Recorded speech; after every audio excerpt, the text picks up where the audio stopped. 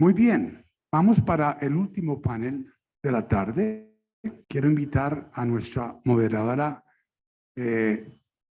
muy especial, invitada, la doctora Ángela Sarmiento. Ángela, muy bienvenida. Qué rico tenerla. Para este panel de propuestas para ajustes al marco legal y regulatorio. Muchos de los temas que venimos tocando esta tarde lo mencionaron en este último panel. Van a requerir ciertos ajustes regulatorios para que estas comunidades energéticas puedan establecerse, pueden introducir más inversión privada, pueden facilitar la creación de empresas mixtas, pueden empoderar a las comunidades indígenas y étnicas en la creación de empresas. Y hay temas bien interesantes y bien problemáticas mientras invitamos a este panel que incluye nuestros amigos de Asocodis. Asocodis viene con una gran experiencia en el tema regulatorio. Queremos invitar a Colgen. A Colgen como el gremio de generación de Colombia, como comentarista. Queremos invitar a CER. Queremos invitar a nuestra querida Alexandra, directora de CER, participar en esto. Creo que tenemos un representante de Brigard Urrutia presente.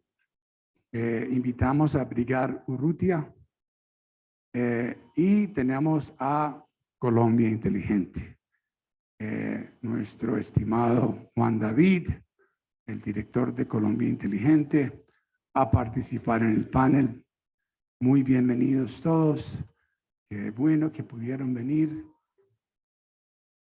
Qué bueno poder compartir estas visiones y conocimientos para este tema de oportunidades, propuestas para cómo seguir mejorando, ampliando el marco regulatorio y legal para que estas ideas de unas comunidades energéticas dinámicas, crecientes, que responden al emprendimiento de las comunidades, que permiten participación accionaria, temas como cómo reducir los tiempos de lograr los subsidios para un proyecto nuevo, cómo reducir los tiempos de lograr la estructuración de tarifas para una comunidad nuevo, tal vez pensar en un programa Fast Track para las aprobaciones necesarias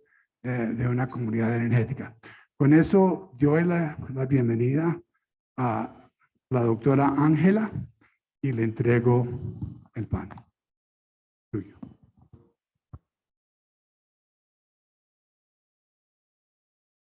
Ahí, ya, ahora sí. Hola, Tomás. Muchísimas gracias. Muchísimas gracias por la invitación y sobre todo me has hecho muy feliz porque generalmente soy yo la que está esperando las preguntas. Y después de un panel, de varios paneles, después de tener varias conversaciones en las que todo el mundo ha dicho todo lo que hay que hacer, todos los retos que hay, ¿cierto? El reto más importante, por fin no me tocó a mí, de responder preguntas. Van a ser ellos los que siempre nos corchan y nos piden que hagamos legislación, que hagamos regulación, que hagamos todo esto, quienes hoy van a concluir que es todo lo que hemos hablado acá y van a jugar ese rol. ¿Sí?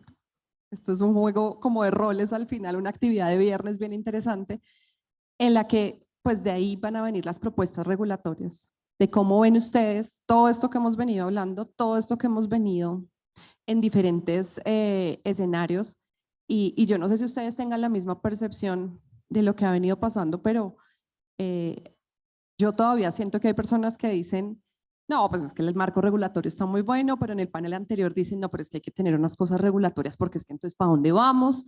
Esto está por construirse. Y llevamos, alguien decía, el profesor Fabio de la Universidad Nacional decía, yo hace años hice comunidades, ustedes porque están hoy hablando de comunidades energéticas, y es que esto es natural, porque cuando estamos en zonas rurales vemos que las comunidades se organizan y buscan cómo acceder a la energía, y no estamos hablando de energía eléctrica, cómo acceder a la leña, cómo se organizan para acceder a leña, cómo hacen eso, y hoy lo queremos, digamos, masificar, estandarizar, pero sobre todo empoderar y organizar en medio de un sistema en el que están unos jugadores muy importantes que tenemos aquí sentados. Y bueno, ahí es donde están los retos. Entonces, en general hemos venido hablando de varias cosas y como conclusión, digamos que además también para acorcharlos, si estuvieron atentos durante toda la tarde, de todo lo que sea, digamos, de todas las conversaciones, de todas las visiones, porque han pasado todas las visiones, ¿cuáles son esos elementos clave que deben tomarse si ustedes tuvieran que tener esa, digamos, esa recomendación y más allá de esa decisión de qué deberíamos incluir? Decías, debe ser muy importante esta reglamentación de comunidades. ¿Cuáles son esos elementos claves que deben tomarse para el desarrollo de ese marco que nos permita el diseño, el cuidado, la organización, la sostenibilidad, la calidad, que nos permita todos esos elementos que han hablado aquí a lo largo del día, recoger todos esos elementos? ¿Cómo lo ven ustedes? Y para empezar a darles la pregunta, entonces vamos a ver quiénes son los que nos están acompañando y esas visiones desde las cuales han escuchado, y uno escucha desde su camiseta, interpreta desde su camiseta. Entonces aquí a mi derecha empiezo por Olga Lucía. Olga Lucía, ingeniera electricista, máster en economía, con muchísimos años de experiencia, ha pasado por varios roles, política pública, reguladora también, hoy en camisa y representación de digamos, el gremio de distribuidores del Sistema Interconectado Nacional. También me acompaña Raúl Lancheros, administrador de empresas, también ha pasado por la regulación, compartimos mesa, expuestos y algunos escenarios en la comisión. Ha estado también en diferentes roles, inclusive cuando esto era difícil de creer, empezaste con una empresa para promover esto. Hoy estás en un rol de los que a veces parecen ser los que no van a ser tan amigos de las comunidades, ¿no? Los que todo el mundo dice es que ahora sí vamos a ser nosotros, ya no vamos a estar con los generadores. Entonces, ¿cómo ves tú todo esto que hemos venido hablando? También está Alexandra. Alexandra Hernández, pues muchísimos años de experiencia, economista, con muchísimos roles, y como le decía, le dijo mi jefe, la ministra, le dije, te pasaste al lado de los bien CP, y recientemente está con renovables, entonces le dijiste, te pasaste del lado oscuro. No, esto no lo repito, por favor. Pero pues está como representante del gremio de los renovables, que de alguna forma también tienen esa digamos, un poco diferente en los roles, pero tiene esa importancia de impulsarlo, de ser el aliado que va a ayudar a ese fortalecimiento. Y por supuesto, quien nos va a dar toda la directriz mejor en todo este panel, Claudia Navarro, experta experta abogada en el sector de energía y gas, que lleva muchísimos años conociendo cómo se maneja esto, y además esto tiene un reto jurídico de los más amplios. Yo creo que el técnico está superado, pero el jurídico yo creo que es de los más, sobre todo jurídico en ámbitos como lo mencionamos ahora, sociales y de gobernanza, que pues no han sido tan comunes en este sector. Y finalmente pues Juan David Molina, todo un líder en los últimos años de todas estas iniciativas modernas, novedosas, a través, digamos que, del liderazgo de Colombia Inteligente. Has impulsado que pensemos las cosas diferentes, además que nos sentemos a tratar de cambiarnos el chip. Has tenido todo un reto de sentarte con todos los gremios, con todos los actores, para que pensemos y nos organicemos además y nos preparemos para los cambios del sector. Entonces, es el panel que nos acompaña hoy, y desde esos roles pues vamos a ver cómo van a jugar el rol de transformar el marco legal y regulatorio de acuerdo a lo que nos dijeron. No, entonces repito la pregunta, de acuerdo a lo que nos dijeron, de acuerdo a todo lo que hablamos, ¿cuáles son esos elementos clave para lograr lo que todos aquí hablamos que era importante lograr? ¿Cómo ven ustedes eso? Hola, muchas gracias. Buenas tardes a todos. Muchísimas gracias por la invitación desde Azocodis. Yo he estado muy pendiente aquí desde las 2 de la tarde de todas las presentaciones que hay y yo creo que hay que empezar, y me voy a dar el lujo de repetir unas cuantas cosas, a mirar cuáles son los objetivos de estos modelos de comunidades energéticas. Lo dijo muy bien el director del IPSE. Yo voy a pasar uno por uno porque me parece muy importante. El primero de ellos yo creo que es aumentar el bienestar de la comunidad. Yo creo que ese foco no se nos puede perder. Lo acaba de decir alguien aquí que nos habló de qué quiere la comunidad. De pronto la comunidad solo quiere conectar su celular, no más. Entonces yo creo que eso es importantísimo, que ese es el foco mayor de que hay que aumentar el bienestar de la comunidad. Dos, por supuesto, nosotros como sector energético, pues que debemos reducir la pobreza energética. Eso es un tema que está ahí. Tres, que creo que no se ha mencionado y creo que es muy importante, es una mayor asertividad en los fondos, en el uso de los fondos estatales. Yo creo que ese debe ser otro de los objetivos que tiene que tener una comunidad energética. Hay que tener mayor efectividad y asertividad en el uso de esos recursos públicos que son tan importantes y escasos. Hay un 4 que aquí me quiero detener un poquito y me parece importantísimo, pero es construcción de tejido social, se mencionó también. Pero yo aquí quiero devolverme también un poco al panel anterior. Y yo creería que más que comunidad energética deberíamos hacer un modelo de energía comunitaria, porque efectivamente yo creo que a veces la comunidad quiere hacer su solución energética, pero a veces no. Y entonces, si nosotros ampliamos el espectro, y aquí se ha mencionado mucho, de que es que el espectro es muy grande de la energía comunitaria, porque no es solo las zonas no interconectadas, puede ser urbano, puede ser rural, puede ser un tema de supervivencia, puede ser un tema de bienestar, puede ser un tema de productividad. Entonces yo sí creo que deberíamos abrir el espectro y no es comunidad energética, sino es un modelo de energía comunitaria. Y en eso la Unión Europea, nosotros revisando, por supuesto, vimos que efectivamente hay dos modelos. Hay un modelo de comunidad energética cuya característica es que la comunidad lo gobierna, lo decide, lo administra, opera. Pero hay otro modelo que es un modelo de comunidad, de prestación de energía comunitaria, donde pueden participar inversionistas, y aquí nomás lo mencionamos, donde hay startups, donde hay inversionistas, donde está ISA, donde está Ecopetrol, donde estamos nosotros, los distribuidores, operadores de red, por supuesto, en el que nuestra prestación de energía está dirigida hacia la comunidad, pero no necesariamente es la comunidad la que es accionista o la que es dueña. Entonces yo creo que empezar por esos objetivos es muy importante, y aquí me voy a ir al quinto objetivo que yo resumí de todo esto que se está hablando aquí hoy, y es el objetivo de reconocer y respetar las dimensiones socioculturales de la comunidad. Y yo creo que ahí difiere un poquitico también del tema de que tiene que tener asociado un proyecto productivo. Claro, eso suena, eso es interesante, pero tampoco necesariamente tiene que tener asociado un proyecto productivo, porque si a veces la comunidad pues ni siquiera puede asociarse para tener energía, asociarse para un proceso productivo es mucho pues más allá de lo que de pronto pueden hacer. Y entonces aquí me meto un poco en el marco regulatorio y voy a parar ahí. Entonces necesitamos cambiar el marco regulatorio. Yo sí creo que hay que mirar efectivamente en esos objetivos si la comunidad energética, cómo va a prestar el servicio, qué calidad quiere. Tú, Ruti, lo dijiste, ¿quieren 24 horas? ¿Quieren 4 horas? ¿Quieren 18? ¿Qué pasa si se interrumpe la energía? De pronto podemos hacer un modelo como el de la regulación que acabó de salir de zonas no interconectadas. El modelo de zonas no interconectadas es un contrato casi que bilateral, dependiendo de las necesidades de la gente. Entonces, de pronto ese modelo lo podemos replicar de alguna manera acá en este modelo de energía comunitaria, porque insisto, yo creo que debemos ir más allá de comunidades energéticas, o de pronto se le exige diferente a la comunidad energética versus a esos inversionistas y esas startups. No lo sé, esas son las decisiones que tenemos que tomar. Voy a parar ahí porque voy a esperar otras preguntas y… ¿En este orden? Listo, bueno, está perfecto. Muchísimas gracias por la invitación desde Acolgen. Realmente estamos muy contentos de estar aquí.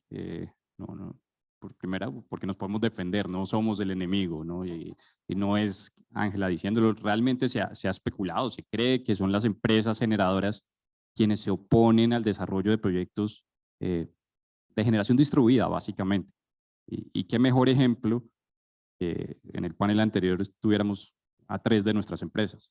AES, Celsia, EPM, Enel es uno de los que también ha experimentado, y me alegra ver a Hernando y a Ricardo acá, porque nosotros tuvimos un trabajo por allá en el 2014, 2015 en el ministerio con la UPME, contratamos una consultoría para precisamente anticiparnos a los problemas sociales que iba a tener el desarrollo de proyectos en La Guajira. Quisimos tratar de estructurar un proyecto que tuviera la asociación de generación, algún esquema que pudiera pagar y que eso diera beneficios a las comunidades que más adelante iban a ver el desarrollo de proyectos eólicos, a los cuales lastimosamente no se iban a poder conectar y que no se van a poder conectar por razones meramente técnicas. Entonces nosotros desde Acolgen creemos que las oportunidades están ahí, definitivamente tenemos que hacer múltiples cambios en la regulación, sobre todo para esquemas diferenciales, y yo voy a tratar de utilizar un término que normalmente es difícil de encasillar y precisamente es el de flexibilidad regulatoria, ¿no? Y aquí hay un tema que nosotros hemos insistido muchísimo y es el tema de areneras regulatorias, que es tratar de dejar que las empresas bajo un proyecto, bajo una iniciativa, puedan experimentar, puedan probar, puedan traer herramientas para que sin estar incumpliendo el marco normativo, ni mucho menos tener que preocuparse por una investigación de la superintendencia, pues puedan traer alternativas en caliente. Nosotros desde Acolgen creemos que esa es una de las grandes señales que se pudieran dar para que las empresas funcionaran. Ya más en el detalle, pues yo creo que de lo que se ha hablado hoy, parte de esa experiencia que mencionaba es la dificultad que tenemos para entender a las comunidades, ¿no? Es que en ese momento, con recursos de USAID, yo le contaba a Ricardo una llamada que tuvimos por ahí en el 2015, fuimos a un proyecto que se llamaba Punta Soldado, USAID, Tetra Tech era el desarrollador, Celsia, quien ayudó con la instalación, proyecto híbrido, hermoso, Punta Soldado, la mitad frontera entre Buenaventura y el mar, una isla en la mitad de la nada, un proyecto híbrido, baterías, solar, diésel. A la comunidad se le capacitó para poder almacenar pescado, para poder ir a venderlo a Buenaventura. Se planteó casi que todo lo que necesitaba para que el proyecto funcionara. 2 años, 3 años después, el proyecto ya no existía. Porque el reto grande no es solamente lo que vemos desde Bogotá, lo que vemos desde la estructuración de las empresas, sino realmente qué necesitan y qué beneficios sacan las comunidades. Para ellas el pescado que utilizaban no era para venderlo, pues hacer un trabajo, ir a venderlo, llevarlo literalmente en la chalupa hasta Buenaventura, buscar vender, alguien que les comprara el pescado, no era su interés. Ellos estaban felices con la pesca para su autosostenimiento. Yo quiero parar ahí, pero reto, flexibilidad, ¿no? Entender qué quieren las comunidades y por ahora les cedo la palabra a Alex. Sí, Raúl. Bueno, buenas tardes. Muchas gracias, Usaid. Angelita, muchas gracias. Y a todos, sobre todo, su paciencia para un viernes 5:30 de la tarde estar aquí disfrutando el happy hour con las comunidades energéticas. Entonces, pues muchas gracias a todos por acompañarnos en esta recta final del día y de la semana y estar todavía pues aquí entusiasmados escuchándonos. Yo quisiera como retomar un poco para la pregunta de Ángela, de decir, bueno, ¿cuáles son como esos puntos de pepa de almendra que pueden empezar a marcar como un norte de lo que sería esta regulación? Olga Lu dijo los principios, creo que Raúl planteó un tema muy importante alrededor de la flexibilidad. Yo quiero alrededor de esos temas empezar a aterrizar un par de cosas, retomando y construyendo sobre lo que dijeron mis antecesores. Y creo que la primera es, acá no hay verdades reveladas, y más si estamos hablando de ese 1,5 millones de colombianos que todavía no están conectados y que además tienen cualquier cantidad de situaciones en su geografía, en su cultura y en sus situaciones socioeconómicas. Entonces acá definitivamente no podemos pensar en verdades reveladas. Entonces la flexibilidad sí va a ser necesaria. Ahora, quiero retomar un tema del panel anterior y es, si bien es cierto, y Olga Lu decía, hay una forma de hablar de comunidades y habrán algunas formas de organizarse las comunidades per se.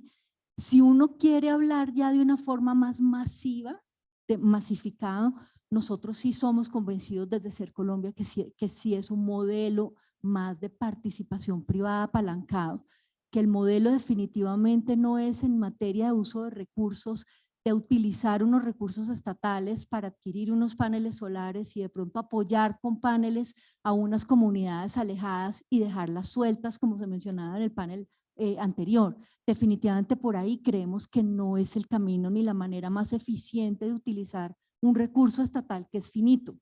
Entonces, ¿cómo usamos y apalancamos mejor esos recursos? Que es la siguiente pregunta. Pero yo creo que a nivel de principios y amarrado con eso, volviendo a la primera pregunta que nos haces, Ángela, es si creemos que es un modelo más privado. Ahora, ¿qué significa eso entonces en un modelo donde las comunidades deben participar? Y creo que ahí el punto a definir es, el primero es de qué manera participan. Y a nivel de regulación, yo creo que la pepa de la almendra va a ser el tema, por ejemplo, de cómo es la cuadratura del círculo en un modelo privado, participación de comunidades, y es la propiedad de los activos en un modelo privado, sin duda alguna, tiene que ser un tema pues que va a ser relevante en esta discusión de que si va a ser una iniciativa privada a nivel de emprendimiento, que es bastante, digamos, de las nuestras que son emprendedoras y están en este tema como las que se presentaron en el transcurso de la tarde de hoy, pues sí hay un tema alrededor de propiedad de los activos que sí marca un derrotero en si hace viable o no se mete en un proyecto de estos, no por a título de que se mete y pone recursos de capital, sino hay una propiedad del activo en sí mismo. Lo segundo, entonces, dicho lo anterior en una comunidad, ¿cómo se define la participación de la comunidad? ¿Sí? Entonces, ahí hay un tema en el que uno podría pensar en que si la propiedad de los activos es una propiedad privada, como de las comunidades por la vía, se habla más bien de su operación, mantenimiento y una retribución, que puede ser de diferentes formas. Poco lo mencionaba Olga Lucía, una retribución vía tarifaria, una retribución vía activos. O sea, ahí hay modelos de negocios que hace parte de esta diversidad y de flexibilidad que se va a requerir y que va a ser necesario adaptarlo a cada interés de cada comunidad, porque no todas las comunidades quieren proyectos productivos, pero algunas sí, y algunas seguramente sí va a ser lo que va a ser sostenible en el tiempo. Otras de pronto no, de pronto quieren la carga del celular, qué sé yo. Digamos, esta forma o el planteamiento de la participación de la comunidad a través del cuáles van a ser esos esquemas de retribución de la comunidad por una actividad de operación, tal vez mantenimiento, veeduría, vigilancia, participación de diferentes maneras, puede ser pues esa flexibilidad más que se va a requerir según el caso. Dos temas adicionales que creo que valen la pena desde lo regulatorio para rescatar en lo que se habló hoy. La siguiente discusión que trae dentro de la regulación y el atender digamos, o prestar ese suministro de energía en este tipo de comunidades va a estar sin duda alguna alrededor de discusiones como las microredes. Eso cómo se va a prestar. Ahora, sin duda alguna será uno de los elementos a revisar, todo el tema de lo que hay detrás de cómo se opera, cómo se construye, cómo se remunera, pero por las escalas de los proyectos, el otro mensaje es que no necesariamente va a ser la única opción. Por ende, satanizar de pronto digamos, la atención unifamiliar, pues no sería el camino. Tal vez en estas comunidades donde quizás la escala del proyecto no da para tener una red, una micro red, por pequeña que sea, es un activo y eso vale y pues tiene un costo que no necesariamente se va a pagar en el tiempo. De pronto ahí la prestación unifamiliar podría ser una de las alternativas. Y volvemos otra vez a la pregunta o al tema, no hay que cerrar ninguna opción, pero sí sentar unas bases, sin satanizar ni la una ni la otra, porque no todos los esquemas y las escalas se van a ajustar. El tercer tema que valdría la pena también revisarlo es si uno quiere acelerarlo, no digamos, tampoco hay que estigmatizar que tiene que ser solo estos proyectos por emprendedores. Los operadores de red pueden tener un valor muy importante ahí para acelerar en su participación y en su construcción, para acelerar esto en muchas comunidades retiradas, en muchos municipios. Entonces ahí hay un tema donde habría que ver también un modelo sin hacerlo obligatorio tampoco, porque tampoco la forma seguramente va a ser obligando o imponiéndole a nadie, pero ahí hay un papel que tienen que jugar y pueden jugar en el tema de acelerar estos procesos, hablando aún de masificar estas comunidades, no como proyectos puntuales, pilotos aislados, ahí acepta cualquier cosa, pero si uno está pensando realmente en ese 1,5 millones de colombianos, acá hay que masificar si queremos llegar a eso. Y ya por último, para no extenderme en esta parte sin perjuicio de lo que hablemos ahora y la discusión que se abrió ahorita sobre comunidades energéticas, sobre autogeneración, sobre generación distribuida, un poco en lo que Raúl tiene muchísima experiencia y seguro nos puede completar, es que las comunidades energéticas también, ya pensándolo no en lo rural, sino ya en lo urbano o en zonas conectadas también,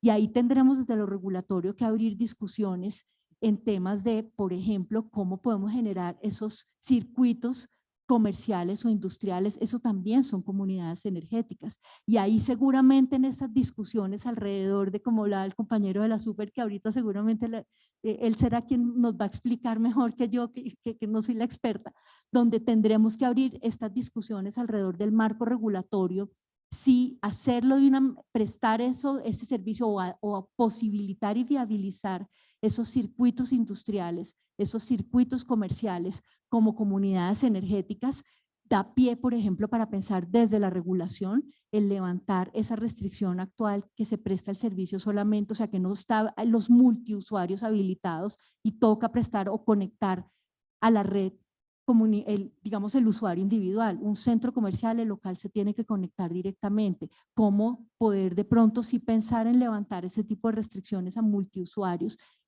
Zonas industriales donde empiece a pensarse en esa posibilidad también de levantar esa restricción para que pueda prestarse un servicio de verdad comunitario. Y ahí en adelante ver, pues como lo diga el compañero que sí lo exparte, si es la venta de excedentes o la de generación distribuida, pero si parte desde lo regulatorio, si hay un tema que hay que revisar para efectos de hablar de comunidades, pues tiene que haber un tema multiusuario que tiene que revisarse porque la regulación actual no lo permite. Pues creo que esos son los temas que vale la pena desde lo regulatorio poner sobre la mesa que queríamos. Gracias. Mil gracias. Buenas tardes a todos. Pues desde Brigario Urrutia, pues agradecer a USAID, a IPSE, Ministerio de Minas y pues yo como socia de la práctica de energía, pues encantada de estar acá con personas que hacía rato no veía también. Bien. Desde nuestro punto de vista, cuando invitan a un abogado, creo que soy la única abogada, ¿cierto? Pues cuando invitan a un abogado va a decir, va a empezar con las normas, no sé qué, pero no puedo evitar que nosotros brevemente, aquí tenemos un cronómetro súper grande, de dónde venimos, qué ha ocurrido hoy y efectivamente, en nuestra opinión, qué deberíamos hacer, obviamente con el concurso de todos los que estamos acá, y yo también he estado poniendo mucha atención desde las 2 de la tarde. Entonces, no debemos olvidar que nosotros desde la Constitución del 91, los servicios públicos domiciliarios, léase energía también, pueden ser prestados por el Estado, por particulares y por comunidades organizadas. O sea, este concepto no nació antier, no. Entonces a mí me genera una gran ilusión escuchar los que nos han puesto empresas como EPM, Celsia, AES Chivor, porque con el marco regulatorio de hoy y posiblemente con lo que hace falta, con lo que se puede mejorar o lo que sencillamente no se regule y a lo mejor se haga un sandbox regulatorio. Se están haciendo los proyectos. Tenemos una ley 142 que también dice quiénes pueden prestar los servicios públicos domiciliarios, las empresas, los municipios, las comunidades organizadas, señores. Tenemos solo un antecedente de un decreto en agua del año 2000 y se los traigo como ejemplo que cómo se organizaron para que las comunidades organizadas prestaran el servicio de acueducto. Ese decreto dijo, mire, tienen que ser sociedades sin ánimo de lucro, punto. Ah, bueno, nos funciona para acá, de pronto en algunas zonas. Tenemos normas de los gobiernos anteriores, tenemos el Plan Nacional de Desarrollo de este gobierno donde claramente asignan unos roles. Hagan, señores, hagan el favor y nos categorizan los municipios. Señora Craig, hágame el favor y me dice cómo es el tema tarifario. Y señora Superintendencia, eso sí los tiene que vigilar, porque no es lo mismo el señor que en un municipio apartado de Bogotá, de Colombia, decida hacer una panadería a un señor, una comunidad que se organiza y dice, vamos a prestar energía. Porque ustedes técnicamente, los técnicos nos decían en las sesiones pasadas, ojo, esto es una actividad peligrosa, esto tiene un mantenimiento, tiene una instalación muy técnica, no se le puede soltar a una comunidad, sí, ya lo tiene y mire a ver qué hace con eso. Eso es un riesgo para un esquema de comunidades que prestan servicios públicos domiciliarios y aún más energía.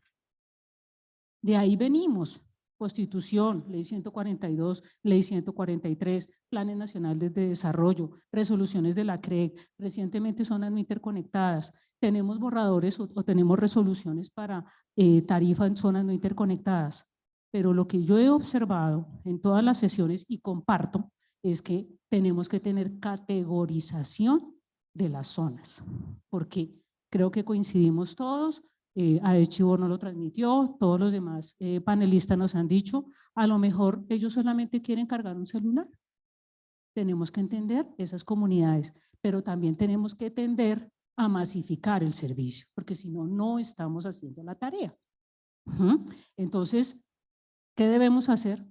De la mano con el gobierno, porque pensamos que sé que el IPSE y la UDME tienen adelantados muchos estudios en la categorización a nivel nacional de los diferentes municipios del país.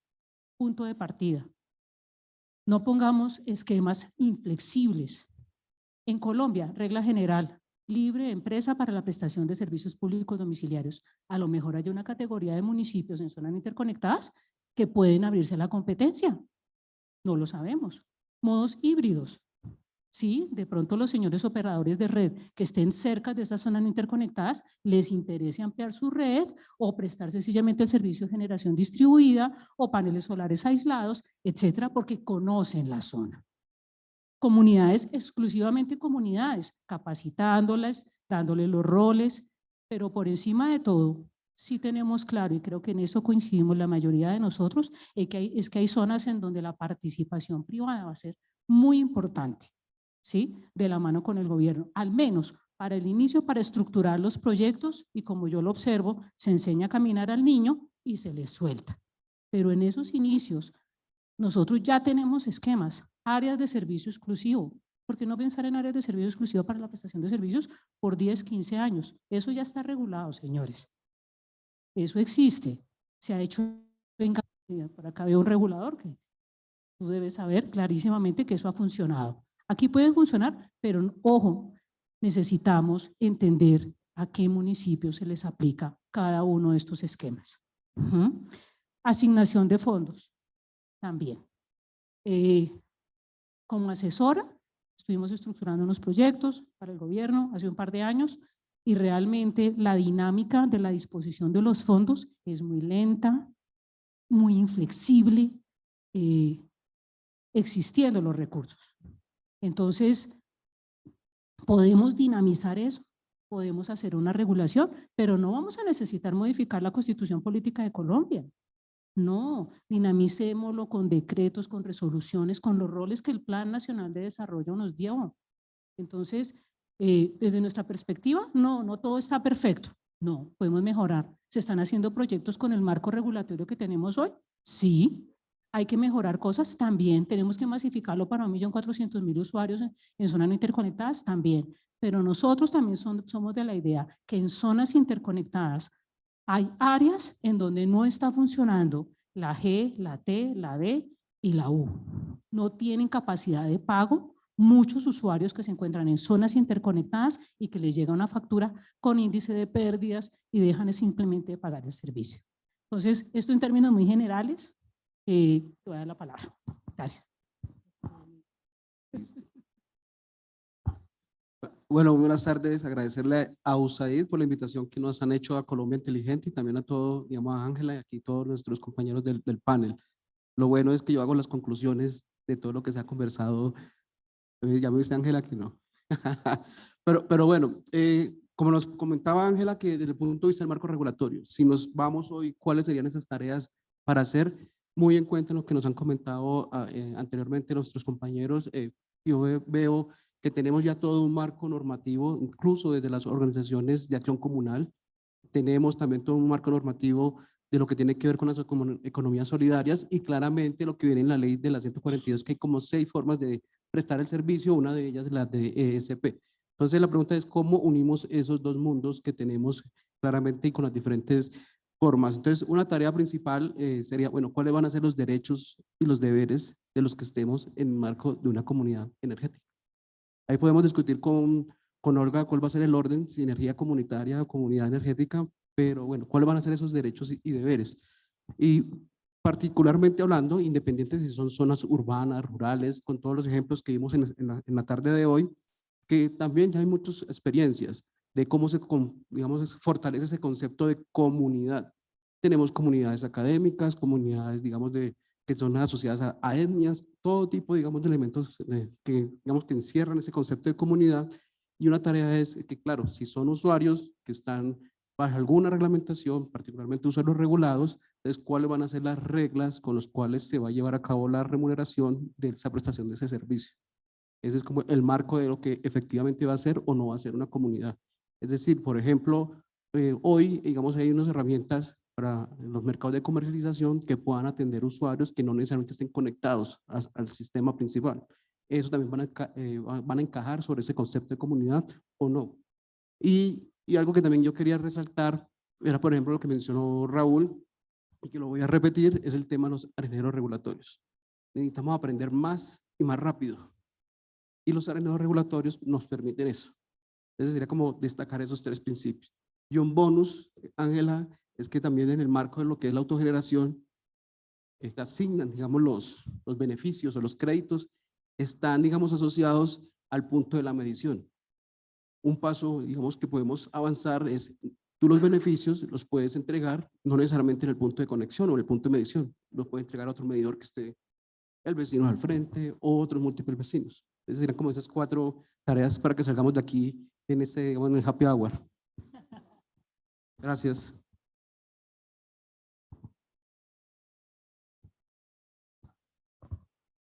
Bueno, el tiempo se nos acabó porque tenía unas preguntas puntuales de cada uno de estos roles y tenemos también la intención de darle espacio aquí al panel, digamos a los asistentes también para que nos hagan preguntas o nos compartan sus opiniones. Voy a dejar aparte unas conclusiones de lo que han mencionado como esas tareas y esos hitos que tratan de recoger de hecho todo lo que hemos hablado a lo largo del día, muy bien sintetizados, hicieron bien la tarea.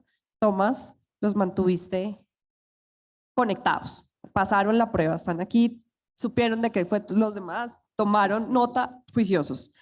Entonces yo creo que hay unos puntos importantes rápidamente para después poderles dar a los asistentes pues para que tengan la oportunidad de participar. Tú dices que ya está, voy a ir con Claudia. Tú dices que ya hay un marco, ya tenemos una ley, ya tenemos algo. ¿Qué nos hace falta dentro de ese marco y con estas nuevas iniciativas tecnológicas para realmente permitir adopción de esas nuevas soluciones o modelos de negocios como son las comunidades energéticas que hoy ya le hemos puesto un nombre, ¿no? ¿Qué crees tú que nos hace falta engranar? Primero, pienso que esto tendrá 2 puntas. La punta de la comunidad energética, ¿cómo se va a organizar? Porque tienen que estar organizadas, ¿sí? ¿Cómo va a ser el esquema que se les va a permitir?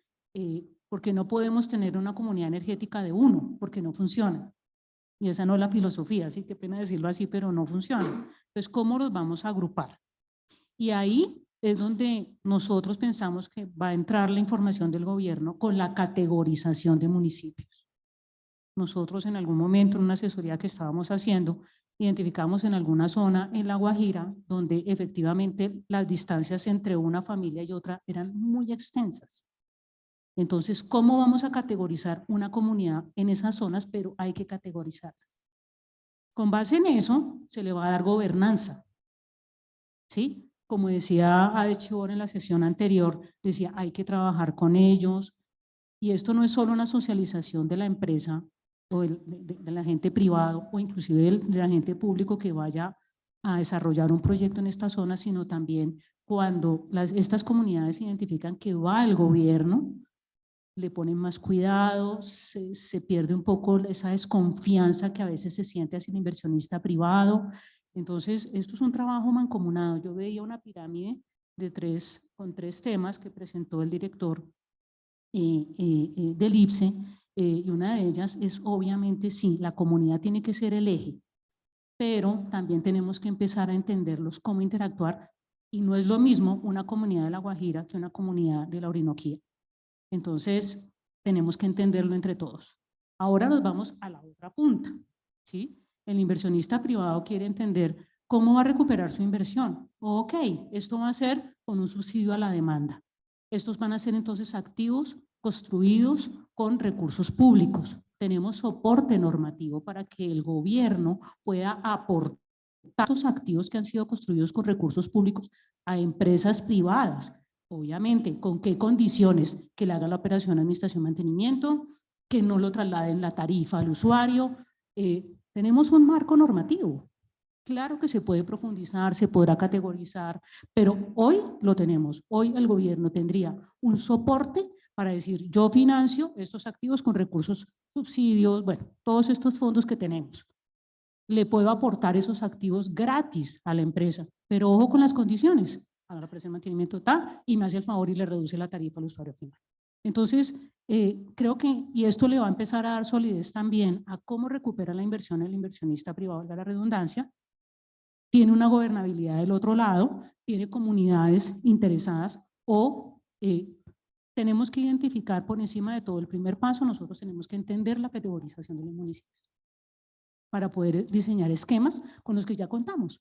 O si tenemos unos municipios un poco más avanzados, organizar un área de servicio exclusivo y eso lo organiza el gobernador, por ejemplo. Entonces se entrega en concesión, literalmente en concesión, por 15 años, con una tarifa que se la gana el que ofrezca el menor valor. ¿No, doctor Ricardo? Entonces, diferentes esquemas existen, pero para mí el primer paso es entender las comunidades. ¿Dónde estamos parados? ¿A dónde vamos a prestar el servicio?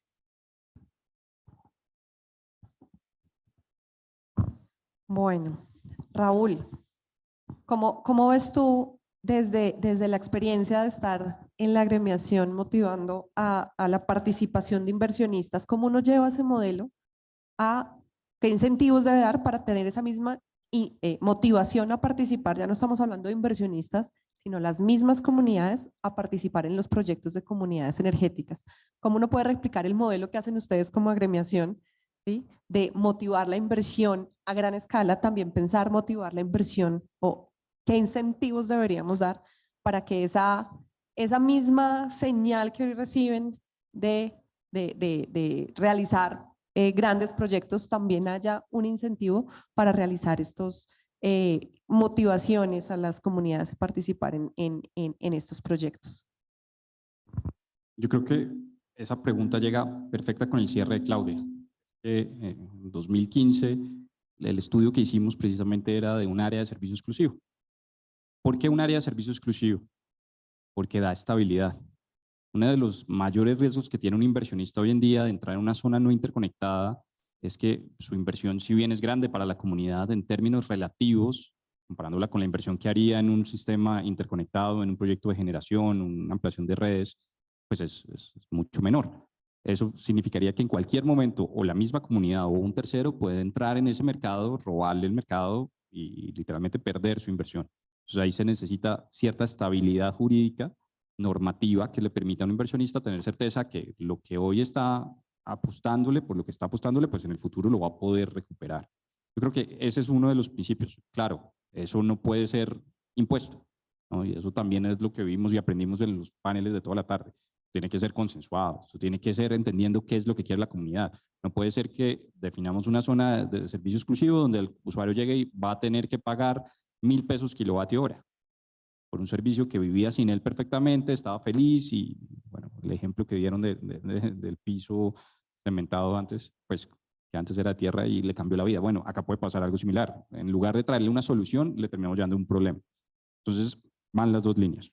¿Qué necesita la comunidad? Identificar, la vice Ruti lo mencionó, y es, no todos quieren lo mismo, no todos necesitan lo mismo. Tenemos que ser muy críticos porque no podemos llevarla, por expandir, por llegar como decía Alexa, al 1,5 millones de personas que todavía no tienen el servicio, pues porque realmente muchas de esas no lo van a querer. Así queramos nosotros llevarles el servicio, no lo van a querer.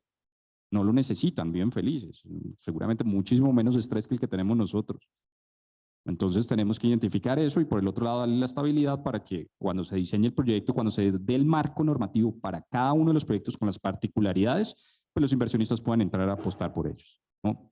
Esas yo creo que serían las conclusiones.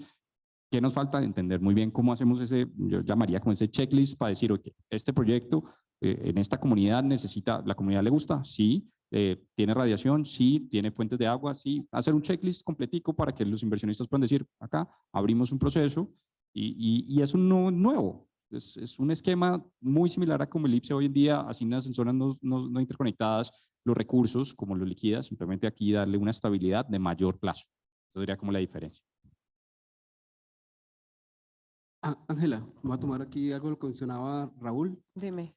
Estabilidad, pero también flexibilidad. Y más cuando se están logrando, por ejemplo, beneficios con cambios tecnológicos, porque también deben ser beneficios compartidos. De acuerdo. Bueno, ya que te tomaste entonces la palabra, ¿cómo pegas eso con sostenibilidad? Bueno, sostenibilidad siempre se nos viene a la mente como el tema financiero, pero yo creo que aquí un elemento, y más hablando desde el punto de vista de la comunidad, es cómo logramos empoderar a los que hacen parte de la comunidad. Alguien comentaba también en las anteriores presentaciones, si uno se logra apropiar de esa comunidad, uno busca la manera de que eso sea sostenible. Siempre hay una discusión de que si tengo que ser o no propietario, porque normalmente tendemos a una cultura de que si soy el propietario, soy el dueño, entonces me duele más, pero cómo logramos empoderar, digamos, a los que haríamos parte, digamos, de una comunidad. Entonces, en términos de sostenibilidad, porque si bien es cierto de que viene una mejora en la manera de asignar los fondos, la manera de cómo, digamos, van a haber incentivos, si se van a ampliar o no los que ya existen, cómo mantenerlos. Yo creo que un trabajo importante para la sostenibilidad y más desde el punto de vista de la comunidad es cómo logramos empoderar y apropiarnos de ese sistema que estamos desarrollando. Ese es un elemento. Y de ahí quería, con eso terminar, Ángela, era el tema de los incentivos, pues también a los mismos personas. ¿Por qué me beneficia más estar a mí en una comunidad que no estar en la comunidad? ¿Cierto? Entonces, ¿cómo hacer ese incentivo para ello?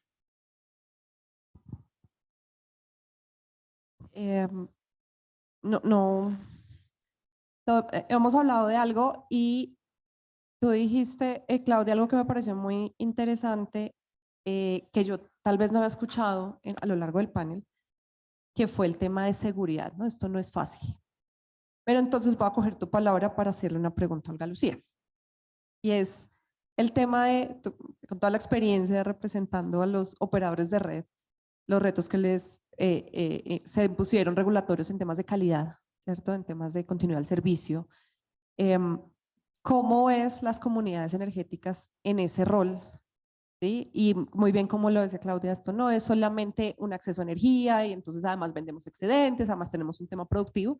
Es que aquí, ojo que si no le hago un mantenimiento o le meto la mano donde no es, pues obviamente terminan personas con riesgos eléctricos y ahí sí el proyecto se nos cae. Entonces, ¿cómo ves ese reto?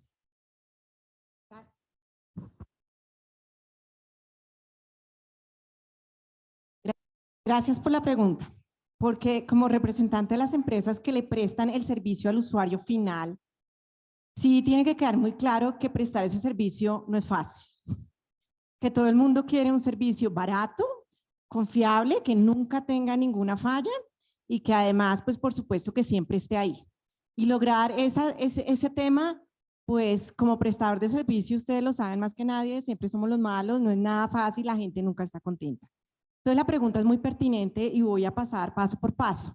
Entonces, si una comunidad energética que además tiene, yo creo que un tema más complicado porque en teoría mi vecino es como el director de la empresa.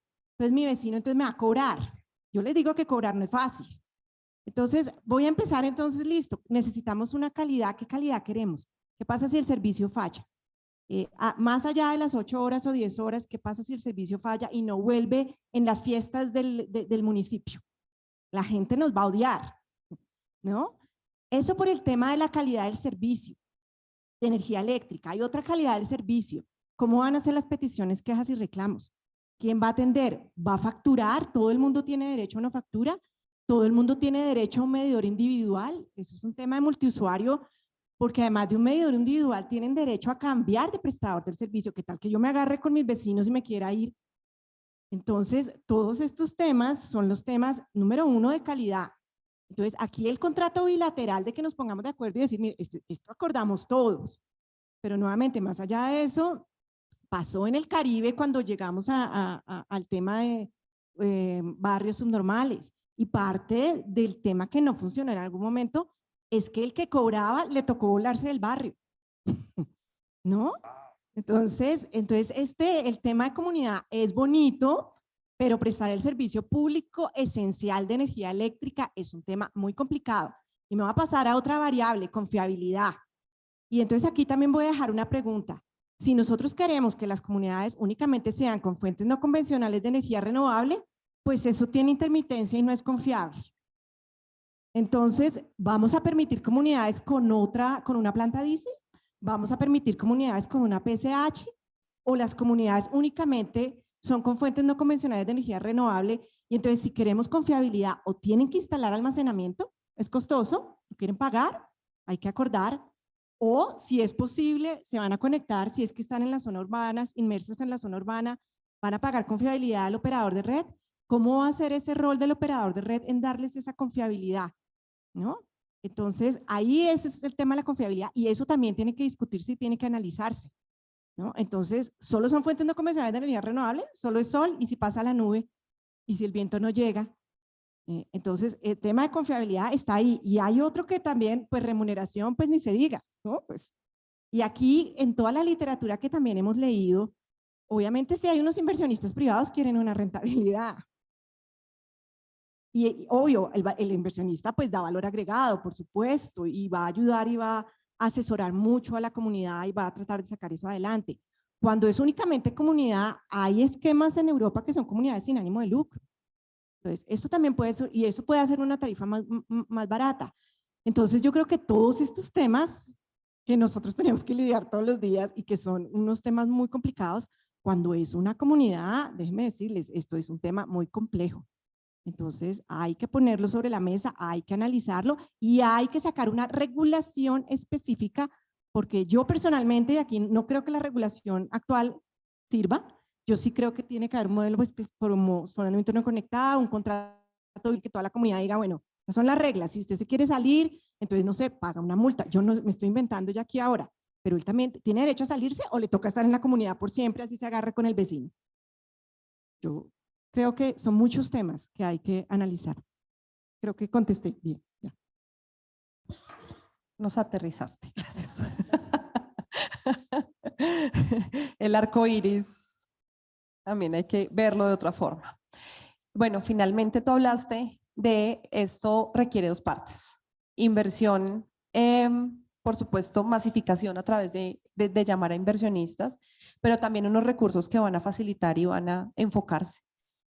¿Cuál debe ser esa estrategia para que unos no se nos mezclen con otros, ¿no? Porque uno no quisiera dar unos incentivos equivocados a quien puede hacerlo, ¿sí? Y focalizar bien a dónde vamos cómo debemos organizar un poco esos lineamientos de esos recursos escasos para empoderar las comunidades que debemos empoderar y dejar desarrollar las comunidades que se pueden dejar desarrollar por iniciativa privada.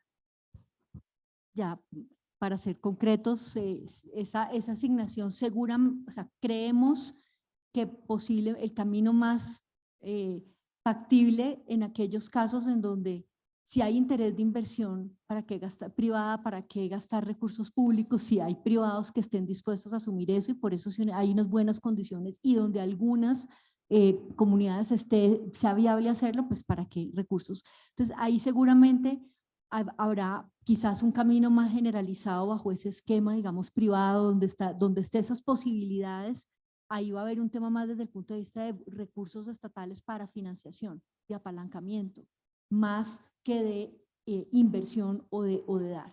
Y la otra parte, seguramente habrán casos donde no, si hay comunidades donde efectivamente pues están demasiado, o el modelo privado definitivamente no da, pues habrá ahí la intervención estatal como en todo caso, como en toda situación, pues se hace necesaria y ahí habrá un importante pues unos recursos para seguir.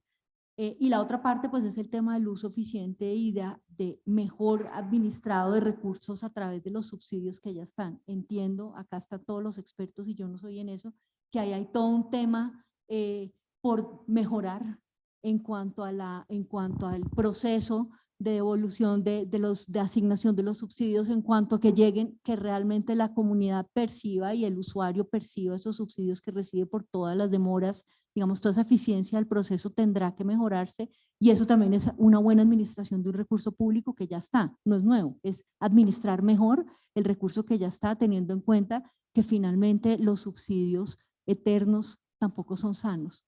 Debe haber en algún momento un esquema de desmonte gradual en la medida que eso sea posible y donde pueda funcionar, pero creo que quiero dejar sobre la mesa ese tema de un eventual desmonte gradual de los subsidios también. Tomás, creo que ahí habrá espacio para algunas preguntas. Sí, por favor, yo creo que hay los interesados están sentados acá. Entonces, preguntas, comentarios, sugerencias para este panel tan interesante. ¿Quiénes quieren contribuir? Los invitamos. De nuevo el colega. Teniendo en cuenta las circunstancias y la hora. Solo 4, digamos, aportes hacia temas incluso que se han hablado aquí respecto de la regulación o el camino que se debe recorrer hacia una regulación, ¿sí? Primero, el punto del multiusuario es un punto que está dentro de las revisiones que se deben hacer y la adecuación al esquema comunitario, dado que el medidor comunitario no existe regulatoriamente, solamente a excepción de las áreas de difícil gestión, donde hay un suscriptor comunitario, sí, en zonas subnormales hay esa posibilidad, pero en zonas que cumplen los requisitos para reconocerse como tal. Y la otra excepción es el esquema de las fronteras embebidas en el sistema interconectado nacional, pero pues este es otro esquema que tiene también sus ingredientes de cierta dificultad para un usuario en zonas no interconectadas acceder a este esquema. Luego, el esquema del medidor comunitario es, a mi juicio, una de las barreras que existirían hoy en día para este tema de una comunidad energética, ¿sí? En los esquemas que nos mostraba el doctor Campillo del IPSE, sí, nos mostraba cómo esa generación centralizada, ¿sí? Y aportaba la energía para el proceso productivo, pero también para usuarios, pero bajo la figura de autogenerador, ¿sí? Entonces, como un aporte, eso sí, muy constructivo y con el ánimo de tener una evolución en estos esquemas desde el tipo de vista regulatorio, pues hay que decir que el autogenerador, ¿sí? no se adecua a una comunidad energética, porque el autogenerador es energía para su propio uso y los excedentes los puede aportar al sistema. Bueno, segundo punto es que además de las comunidades organizadas, como lo mencionabas en la parte de tu presentación, además de las comunidades organizadas, también hay otra figura que la permite la regulación, que es la del productor marginal. En mi concepto, esta es la figura que más se aproxima a la posibilidad de una comunidad energética. ¿Por qué? Porque el productor marginal tiene derecho a transferirle la energía a miembros siempre y cuando sean de su grupo económico. Eso sí lo dice la regulación. Entonces, de alguna forma podría encuadrar aquí en este esquema. Y lo otro también se comentó aquí en este panel, debería, por ejemplo, incluirse la posibilidad para el operador de red que de una manera también embebida tuviera su sistema de microred. Dentro de esto, pues vale la pena recordar que la reglamentación del Ministerio de Minas y Energía ya ha hecho un adelanto sobre eso y faltaría es un decreto del decreto 1623 de 2015, ¿sí? Donde está con nombre propio: los operadores de red para el aumento de cobertura podrán instalar soluciones energéticas individuales o microredes, ¿sí? Eso, entonces, hay algunos puntos que ya se han adelantado. Bueno, estos eran algunos aportes hacia el tema regulatorio. Excelente. Otros acá, por acá. Perfecto, el ministerio. Bien, siga por favor. Bueno, buenas noches ya a todos. Yo simplemente tendría como dos comentarios, observaciones. La primera va un marco de lo que llamaríamos como las metodologías para llegar a los espacios que llamamos comunitarios, porque digamos muchas veces pensamos, no, el checklist de qué se necesita, pero con eso no vamos a generar sostenibilidad pues, social para que la gente en verdad se empodere y diga, listo, hacia allá vamos. Entonces, no es simplemente necesitan para cargar celular, necesitan para algo, sino en verdad unas metodologías participativas, de diálogos más amplios que logren abarcar en verdad que esa sostenibilidad sea no solo en ámbitos económicos, sino también en ámbitos sociales, ecológicos, que pues la gente los necesita. Entonces allí creo que hay unos retos. Y otro tema que también pues me pregunto aquí mucho y es como pues según lo he escuchado y lo vemos, hay varias posibilidades de alargar y poder abarcar estos temas de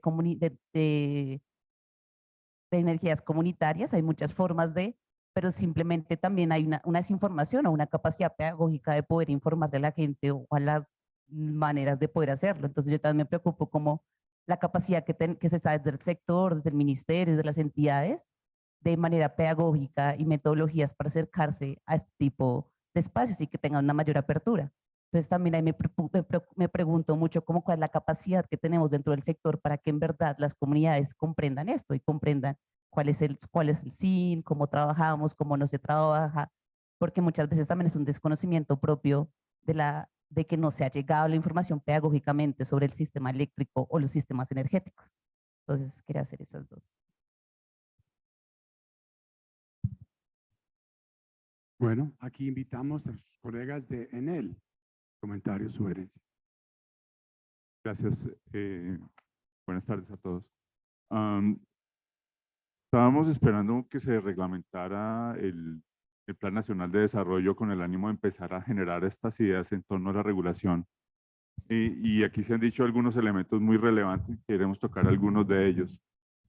Estamos en transición energética y estamos en un concepto que dentro de esa transición desarrolla la clientecentricidad y el empoderamiento de los usuarios. Uno de los elementos que hay que tener en cuenta es que es legítimo pensar en las comunidades energéticas de zonas no interconectadas, pero también es legítimo pensar en la posibilidad de que usuarios de zona urbana se agrupen para gestionar sus propios consumos, porque también tienen sus intereses. Es legítimo pensar en eso. Aquí entonces aborda uno varios temas regulatorios para diseñar esas ideas a nivel de zona no interconectada y zona interconectada. Alguno de ellos es la definición de usuario. Definición de usuario pensando en que puede empezar a aparecer la modernización del sector en comercialización entre pares, gestión de datos, porque todo esto va a montar mucha tecnología, sea en zona no interconectada, zona interconectada. Hoy existen reglas que todavía dicen para comunicarse con los usuarios hay que mandarle una carta física en un papel. Este tipo de cosas hay que evolucionar y aprovechar que está en discusión la ley eléctrica para meter estos temas de portabilidad y de tratamiento de datos, que eso aporta en esta vía del empoderamiento. Otro tema tiene que ver con y creo que lo mencionó EPM en su conversación, pero pensando en soluciones, se estaba planteando, oiga, una forma es remunerar el servicio, pero otra manera perfectamente legítima es que un distribuidor puede integrar los activos dentro de su base de activos y remunerar estos paneles como un activo más dentro de su base regulatoria de activos. Es legítimo y es más razón. Hemos hecho las cuentas para atender una comunidad. Tú puedes estar gestionando un pesos por kilovatio hora de 0.00023 pesos y está integrando una gran comunidad, y es legítimo que desde Bogotá o desde Medellín o desde que pague ese gran CAPEX que colocado en la comunidad pueden ser perfectamente 1.000 millones de pesos, pero puestos en el BRA se diluye totalmente esa cifra, y desde Bogotá es legítimo pagar eso, desde Medellín o desde cualquier otra ciudad, porque estamos trabajando con el subsidio cruzado del cargo de distribución. Creo que hay que salirse de la caja, estamos en transición energética y hay que pensar en este tipo de soluciones y salirse un poco o más bien ser supremamente prácticos en el tema. Esas son las ideas. Muy prácticos. Ideas, sugerencias para este panel, para el ministerio. Quiero comentar a Ángela. USAID hizo, como comentó el colega de Acolgen, 17 proyectos. Desde 2015 a 2012 a 2015. Todas en diferentes partes no interconectadas del país, zonas muy lejanas. Invertimos una plata grande en esas zonas. Como indicó el colega, diseñamos, estructuramos, construimos, capacitamos, empoderamos, dimos sistemas muy prácticos de pago y una serie de cosas pasaron. Una fue que en estas diferentes comunidades, algunos miembros de las comunidades empezaron a presionar a sus co-miembros de las comunidades de que esa tarifa está muy cara, ¿por qué no me la bajas? Está muy cara, ¿por qué no me la bajas? Y empezaron a bajar las tarifas, esa presión comunitaria baja las tarifas hasta que ya no podían pagar el mantenimiento y operación de los sistemas y se quebraron. De los 17 que financiamos, 2 funcionan hoy y a medias. Me lleva al tema principal del doctor Campillo, que realmente nos lleva a la problemática de la capacidad y la disponibilidad de pago por esa energía. Es para mí el nexo, el centro, el eje principal del problema de sostenibilidad en el tiempo. Si solamente estamos ofreciendo a través de estos modelos energía para consumidores en hogares, en esas zonas PEDET lejanísimas, tienen plata para pagar por esa energía. Pero si nosotros diseñamos la solución energética para el clúster productivo y hablamos de concentraciones de productores aquí en este panel, que realmente puede empoderar esa comunidad en términos de su capacidad productiva para que mejoren la producción, mejoren la calidad, mejoren la productividad, se enganchen con la economía nacional, si la energía se orienta en esa dirección y la comunidad lo entiende así, además de capacitación para ese clúster productivo, entonces empiezan a ganar más ingresos, mejores ingresos y tienen la disponibilidad y la capacidad de pago. Son los 2 temas que yo quiero contribuir acá. Entonces, si no hay más comentarios, vamos a pasar la palabra a Ángela para el cierre final. Y quiero agradecer enormemente este excelente panel. A todos, a todas, súper bueno, muchas gracias. Gracias, Tomás. Sí, yo creo que eso que con lo que tú cierras también da un broche importante, ¿no? De cierre de realmente cómo logramos que esos 17 proyectos no sobrevivan, porque es inversión que se pierde, porque son ilusiones que se pierden, porque además se generan problemas en las comunidades que también se pierden, las relaciones entre vecinos. ¿Cómo logramos que esos 17 no queden siendo 2 los que siguen siendo sostenibles, sino que sean los 17? Voy a hacer conclusiones. Agradezco enormemente al panel haberme hecho un poquito más fácil la tarea. Campillo, ya tenemos una lista fácil, también Joana, mi equipo por ahí de la OARE, Laura, que está apoyando todo esto también a pensar y a reglamentar esto desde el ministerio. Voy a resumir cosas que ustedes dijeron, que resumen a su vez lo que durante toda esta jornada, que gracias a USAID tuvimos la oportunidad de echar globos, algo que Joana nos pide por montones que hagamos para poder reglamentar esto. Voy a resumirlo. Importante definir participación de activos. Apalancamiento es uno de los mecanismos que deberíamos, digamos, focalizar. Individualidad de la comunidad, suena como contradictorio, ¿no? Pero es que cada comunidad es una, entonces tenemos que empezar a buscar cómo individualizamos esas comunidades, que a la vez también tenemos que hacer un ejercicio de estandarización para poder organizar y de categorizar. No es solo energía, es un tema de seguridad. Importantísimo el tema de empoderamiento y gobernanza. Buscar en esa estrategia de reglamentación cómo empoderamos, hacemos gobernanzas, que sean claros esos esquemas comerciales, derechos y deberes entre las comunidades y la flexibilidad para que podamos, digamos, estructurar todo esto. Son como las principales palabras que me quedo yo con eso, con esa tarea vamos a irnos a trabajar fuertemente.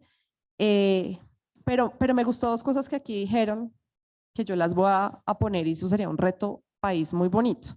Nosotros queremos empoderar a los usuarios y queremos, obviamente, vamos a tener que hacer unos recursos importantes para llegar a eso, pero yo creo que las comunidades energéticas podrían abrirnos el camino a una finalización de subsidios y eso creo que es un hito país importantísimo, porque hay otras necesidades que deberíamos estar atendiendo. Son 4 billones de pesos en recursos a subsidios que ya podríamos destinarlos a otro tipo de cosas, ojalá a educación. Y finalmente un sueño que no voy a nombrar la autora, pero está por aquí al frente, pero decía, ¿será que vamos a unirle la ZNI y el SIN? No, porque ya las comunidades energéticas, ya tenemos como ZNI dentro del SIN y unas redes que están en ZNI y además decíamos, ¿por qué no cogemos? Yo jamás pensé escuchar eso, ¿por qué no cogemos para el SIN un modelo que acabaron de sacar para ZNI? Cuando usábamos la ZNI como referencia para pensarnos en el SIN, cómo hacer las cosas. Entonces creo que las comunidades energéticas nos están poniendo un reto interesantísimo y ojalá poder llegar a esas cosas como finalizar los subsidios, un esquema de subsidios que ya al final ya no tengamos que hacer esto, seguir financiando y seguir pagando tanto inversión como pues digamos que a la oferta y la demanda y poder integrar SIN y ZNI, ¿cierto? A una amante de estos temas. Muchísimas gracias y pues a todos ustedes, gracias por las ideas y por todo el trabajo y a los panelistas, gracias por hacerme la vida fácil.